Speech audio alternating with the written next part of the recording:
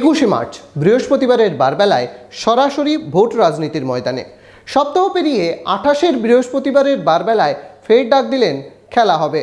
চলুন দেখি নতুন পিচে নতুন খেলা অলরাউন্ডার ইউসুফ পাঠানের সৌজন্যে।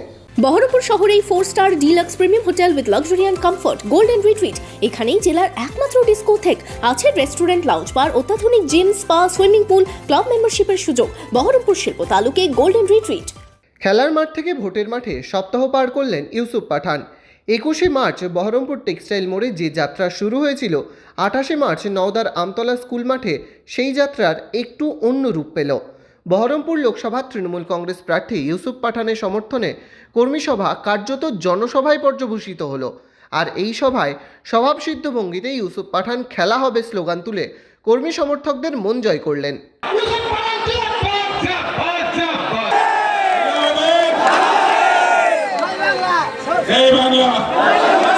বৃহস্পতিবার আমতলা স্কুল মাঠে নওদা ব্লক তৃণমূল কংগ্রেস আয়োজিত কর্মী সভায় ইউসুফ পাঠানের সাথে হাজির ছিলেন মুর্শিদাবাদ বহরমপুর সাংগঠনিক জেলা সভাপতি অপূর্ব সরকার, জেলা পরিষদের সভাধিপতি রুবিয়া সুলতানা, নওদার ভূমিপুত্র মুর্শিদাবাদ লোকসভার তৃণমূল প্রার্থী আবু তাহের খান সহ অন্যান্যরা।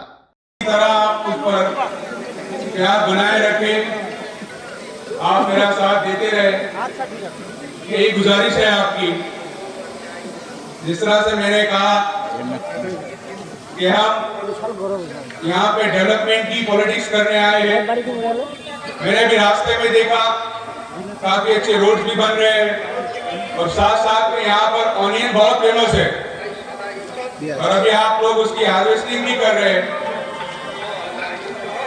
तो मैं चाहता हूँ कि आप ये कनेक्टिविटी है और बेहतर हम लोग करेंगे ताकि उससे आपको फायदा हो।